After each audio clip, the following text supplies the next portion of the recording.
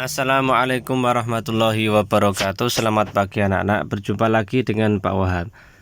Pada pertemuan kita kali ini kita akan membahas tema 7 subtema 2 pembelajaran pertama tentang perkembangan teknologi produksi sandang. Sebelum kita mulai, mari kita baca doa terlebih dahulu, Sholatul Fatihah ya. Semoga ilmu kita bermanfaat. Al-Fatihah.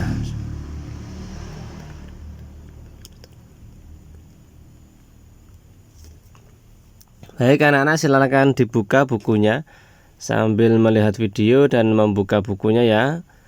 Subtema 2 pembelajaran pertama. Nah, ini ada gambarnya. Setiap orang memiliki pakaian, ada kemeja, kaos, dan blus. Ada celana panjang, celana pendek, dan rok. Mereka mengenakan pakaian untuk melindungi tubuh. Pakaian terbuat dari bahan yang berbeda-beda. Tahukah kamu bahan apa sajakah itu? Bagaimana bahan itu diolah hingga menjadi pakaian? Pakaian apa saja yang dihasilkan? Mari kita pelajari bersama-sama. Nah, hari ini udara sangat panas. Udin merasa nyaman meskipun udara panas. Baju Udin terasa sejuk di badan. Mengapa begitu? Mari kita pelajari bersama-sama. Ini. Ayo membaca, bacalah dengan nyaring bahan dasar pakaian. Keluarga Udin memiliki banyak pakaian. Mereka memakai pakaian untuk melindungi tubuh. Ada pakaian untuk melindungi tubuh dari udara dingin atau panas. Ada pakaian untuk melindungi tubuh dari angin dan hujan. Pakaian keluarga Udin ada yang terbuat dari kapas dan bulu domba. Pakaian berbahan dasar kapas banyak digunakan sebagai pakaian sehari-hari. Pakaian berbahan dasar kapas nyaman dipakai di siang hari. Pakaian berbahan dasar bulu domba dikenakan pada waktu tertentu. Pakaian berbahan dasar bulu domba menghangatkan badan pada saat hari dingin. Ibu Udin memiliki kain tenun yang terbuat dari kain serat sutra. Pakaian yang terbuat dari serat sutra termasuk pakaian istimewa. Pakaian terbuat dari serat sutra biasa digunakan saat acara khusus. Berbeda dengan Udin, pakaian orang-orang zaman dahulu terbuat dari kayu dan kulit hewan. Pakaian mereka sangat sederhana. Satu pakaian mereka digunakan untuk berbagai keadaan. Hampir semua bahan dasar pakaian terdapat di alam. Nah, ini ya gambarnya. Bahan dasar pakaian jumlahnya terbatas. Jagalah pakaianmu agar dapat digunakan dalam waktu yang lama. Tuhan menyukai orang-orang yang menjaga apa yang dimiliki. Nah, itu gambarnya ya. Dari bulu domba, kapas, dan dari ulat sutra ya. Seperti itu. Nah. Bacalah kembali teks bahan dasar pakaian dengan teliti. Garis bawahi kalimat pertama dari setiap paragraf ya. Nah, tuliskan isi cerita dari setiap paragraf. Setiap kamu garis bawahi ya, garis bawahi sendiri di bukunya ya. Kemudian kira-kira apa isi cerita dari setiap paragraf. Paragraf pertama kira-kira tentang apa ya? Mari kita lihat. Nah, keluarga Udin memiliki banyak pakaian. Nanti silakan cocokkan ya. Apakah paragraf pertama seperti itu bunyinya? Paragraf kedua, pakaian keluarga Udin ada yang terbuat dari kapas dan bulu domba. Paragraf ketiga, Ibu Udin memiliki kain tenun yang terbuat dari serat dan sutra. Oh, yang satu itu. Nah, paragraf keempat, berbeda dengan Udin, pakaian orang-orang zaman dahulu terbuat dari kayu dan kulit hewan. Sedangkan paragraf kelima adalah hampir semua bahan dasar pakaian terdapat di alam. Silahkan dicocokkan ya. Apakah seperti itu bunyinya? Nah, dengan paragraf 1 sampai 5. Kamu sudah menemukan isi cerita dalam setiap paragraf. Informasi apa saja yang kamu dapatkan dari setiap paragraf? Tulislah jawaban dengan kalimatmu sendiri ya. Ini ya hasil dari kalimat sendiri. Kita baca bersama-sama. Keluarga Udin memiliki banyak pakaian yang digunakan untuk melindungi tubuh. Pakaian keluarga Udin ada yang terbuat dari kapas dan bulu domba. Ibu Udin memiliki kain tenun yang terbuat dari serat sutra yang digunakan pada acara khusus. Pakaian orang-orang zaman dahulu terbuat dari kayu dan kulit hewan. Hampir semua bahan dasar pakaian terdapat di alam yang jumlahnya terbatas. Ini merupakan rangkaian dari kalimat yang diambil dari paragraf tadi ya. Seperti ini ya. Ibu Udin memiliki kain kesayangan. Kain Ibu Udin terbuat dari serat sutra. Udin mengamati motif pada kain. Udin menemukan beberapa motif bangun datar pada kain. Ia menggambar beberapa motif yang ditemukan seperti ini ya. Motif batik berbeda-beda ya.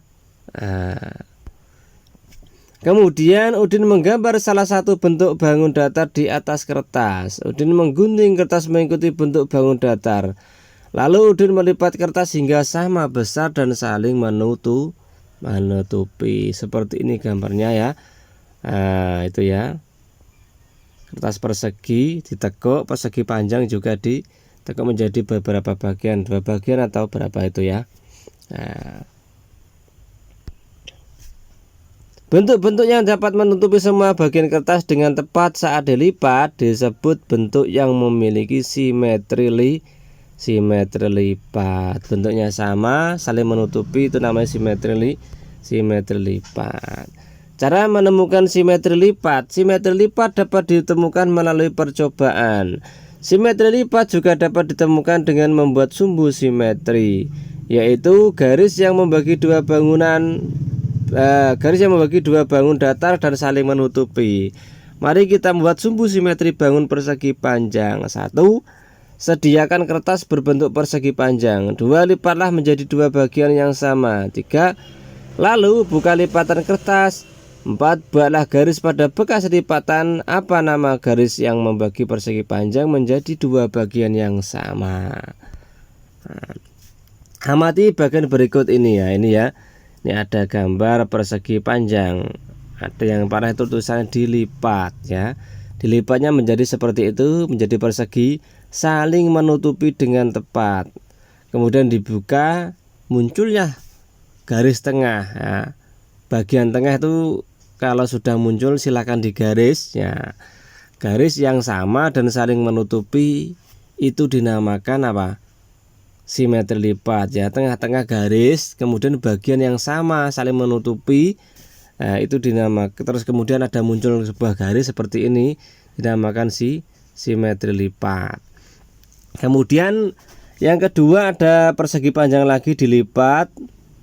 Yang ini dilipatnya atas ke bawah, tadi kan ke samping ya. Kemudian saling menutupi dengan tepat ya. Tetap persegi panjang tapi menjadi panjang.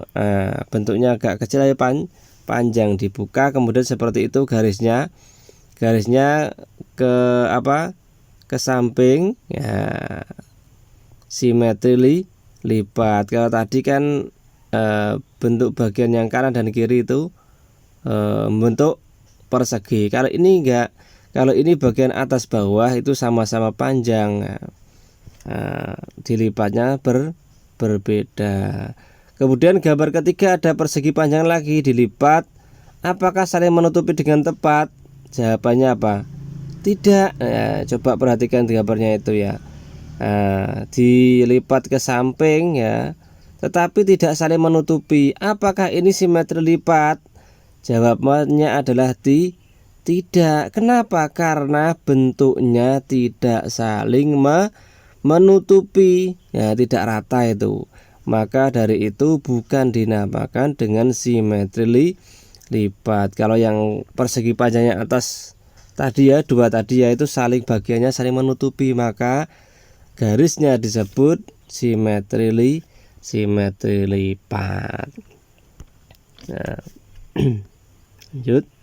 Buatlah satu bentuk bangun datar yang kamu inginkan. Berlatihlah mencari banyaknya simetri lipat. Gambarkan hasil temuanmu. Seperti contohnya ini ya. Bentuk bangun datar ya. Seperti itu, banyak simetri lipatnya 1. Coba dihitung garisnya ada 1. Gambar yang kedua, Nah, itu bentuknya sama ya. Ada berapa itu? 3, 1, 2, 3 garisnya. Jika dilipat bisa menjadi 3 bagian karena semuanya sisi-sisi sama ya. Segitiganya sama. Yang di atas kan tidak sama. Dan yang ketiga, gambar persegi panjang. Ada 2 simetri lipat, bisa ditekuk ke samping dan ke atas bawah ya. Itu berarti simetri lipatnya 2.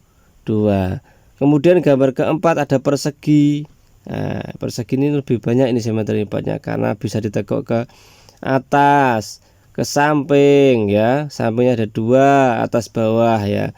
Jadi bentuknya ada banyaknya simetri lipatnya ada 4. Garisnya itu dihitung ada 4. Paham ya? Nah, jika nanti belum paham silahkan dibaca kembali bagaimana cara menentukannya atau tanya ke saya. Udin bercerita tentang kain sutra ibunya. Kain ibu Udin dibuat menjadi cara dipintal dan ditenun. Dayu menanggapi cerita Udin. Ia memperagakan gerakan memintal dan menenun. Seperti ini gerakannya. Amati gerakan Dayu, cobalah menirukan gerakan itu. 1. Gerakan memintal kapas ya, seperti itu. Posisi duduk, lutut kanan menekuk ke atas, tangan kanan melakukan gerakan memutar ke arah depan, tangan kiri bergerak ke samping kiri. 8 kali hitungan. 1, 2, 3, 4, 5, 6, 7, 8. Itu namanya 8 kali 8 kali 1 hitungan. Gerakan yang kedua, gerakan menenun 1. Posisi duduk selonjor, kedua tangan bergerak lembut ke kanan, atas dan bawah. Lalu ke kiri, atas dan bawah. Kepala bergerak mengikuti arah tangan. 8 kali 1 hitungan seperti tadi. Gerakan ketiga atau gerakan menenun kedua. Posisi duduk selonjor, kedua tangan bergerak kuat ke arah jari kaki. Lalu bergerak lembut ke arah perut. Badan membungkuk saat tangan ke depan dan tegak saat tangan bergerak ke arah perut. 8 kali 1 hitungan. Yang keempat, gerakan menjemur. Posisi berdiri, kedua tangan bergerak kuat ke kanan atas, lalu bergerak lembut ke kiri bawah. Lakukan berganti arah. Kepala bergerak mengikuti arah gerak tangan. 8 kali 1 hitungan. Ibu Dayu bercerita pada sebuah tarian namanya tari Pantanu. Pontanu artinya menenun. Tarian itu berasal dari Sulawesi Tengah. Jadi gerakan menenun itu bisa dijadikan tari, namanya tari Pontanu. Itu berasal dari Sulawesi Tengah. Peragakan gerakan memintal dan menenun di atas. Kamu dapat merangkainya menjadi sebuah tarian. Kamu dapat menggunakan musik daerahmu sebagai pengiring. Berkreasilah dan haruslah berlatih sampai gerakanmu halus ya. Seperti itu ya. Jadi tarian tersebut berasal dari gerakan menenun dijadikan satu. Namanya adalah tari Pontanu yang berasal dari Sulawesi Tengah. Baik anak-anakku, mungkin hanya itu yang bisa saya sampaikan. Semoga bermanfaat. Kurang lebihnya mohon maaf. Wassalamualaikum warahmatullahi wabarakatuh.